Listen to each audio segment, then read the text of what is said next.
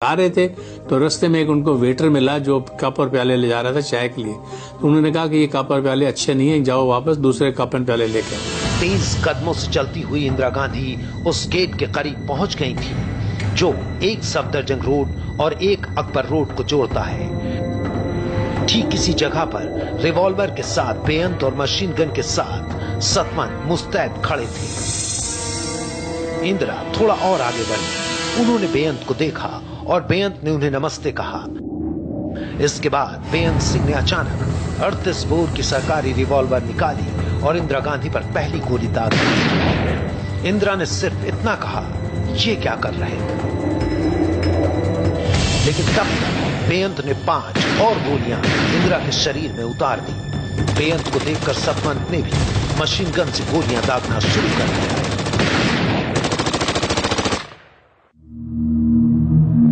इंदिरा गांधी का शरीर जमीन पर पड़ा था। समय हो रहा था 9:17। इन चंद पलों ने देश की तकदीर बदल दी।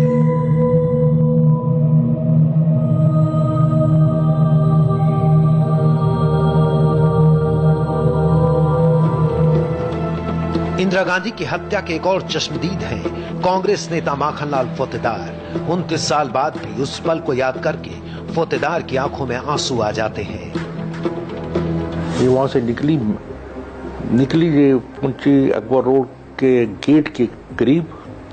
मैं वहां से निकला 1 सफदरजंग रोड से। इधर में कुछ गोलियां बस गई हुआ।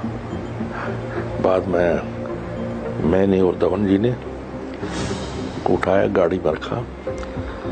सोनिया जी ने अपनी गोद पे इनको रखा, एम्स ले लिया। इंदिरा गांधी की हत्या के बाद एक सफदरजंग रोड में अफरा तफरी मच गई थी।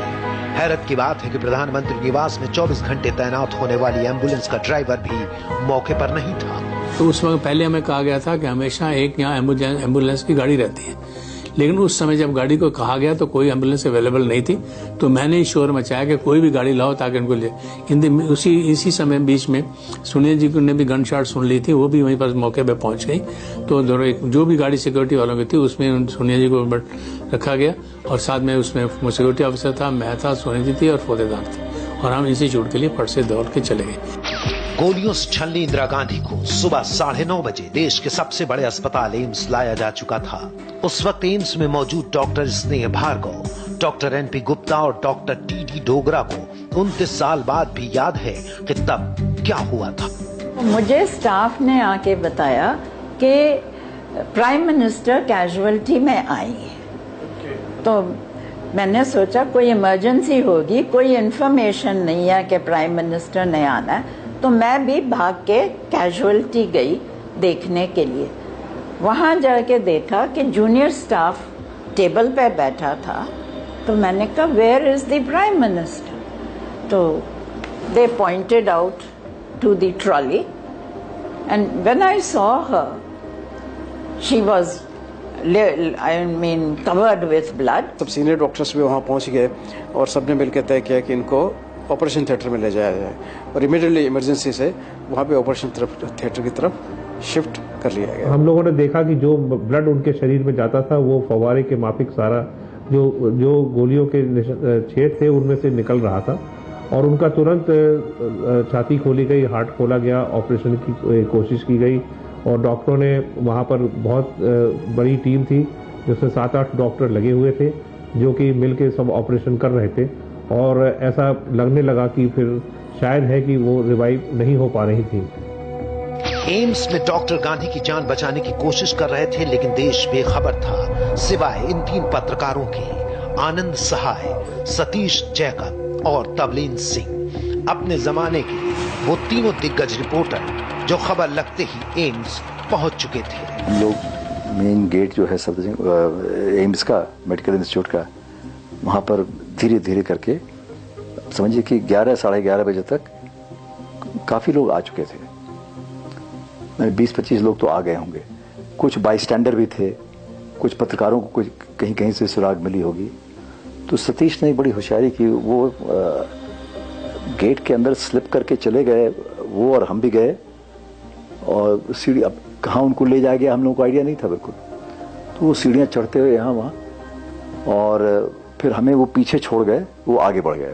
और मैं अभी ऊपर चढ़ ही रहा था, मैंने देखा एक डॉक्टर साहब बुजुर्ग से थे, उनकी वो शायद वो ऑपरेशन थिएटर से निकल रहे थे, उन्होंने व्हाइट गाउन सी पहनी हुई थी और उनका वो उन्होंने वो उतारा हुआ था और हाथ में उनके दस्ताने थे, वो उतारते हुए नीचे उतर रहे थे। तो मैं उनके साथ साथ चलने लगा और मैंने डॉक्टर से भी वैसे ही सवाल किया जैसे जॉर्ज से किया था। मैंने कहा जॉर्ज साहब बच तो जाएंगे ना? और उन्होंने बड़े गुस्से में मेरी तरफ देखे, क्या बोल रहे हो यार, ऊपर से नीचे तक छल्ली हो गया बदन, तुम कह रहे हो बच जाएंगे? अंदर से कोई इंटेलिजेंस का आदमी जो हमारा जानकार था तो वो आया और उसने हमको खबर दी कि गुजर गई हैं इंदिरा जी, शायद वो आते ही गुजर गई थी। एम्स के डॉक्टर अपनी कोशिश में हार चुके थे। कहते हैं कि अस्पताल लाने के कुछ समय बाद ही इंदिरा गांधी की मृत्यु हो गई थी, लेकिन एक खास वजह से हिंदुस्तान की प्रधानमंत्री की मौत की खबर सारी दुनिया से छिपाई जा रही थी। Because there was no one in Delhi to take charge. तो we were advised that जब तक ज्ञानी जी और राजीव जी आते नहीं हैं, Mrs. Gandhi will be in the hospital. So we kept her in the operation. प्रधानमंत्री की मौत हो चुकी थी। राष्ट्रपति ज्ञानी जैल सिंह भी विदेश में थे। देश एक संकट काल से गुजर रहा था। अब नजरें उस शख्स को ढूंढ रही थी जो बनने वाला था देश का अगला प्रधानमंत्री, राजीव गांधी। लेकिन कहां थे राजीव गांधी? कैसे दी गई उन्हें उनके मां की मौत की खबर? कौन था जो नहीं चाहता था कि राजीव गांधी बने देश के अगले प्रधानमंत्री?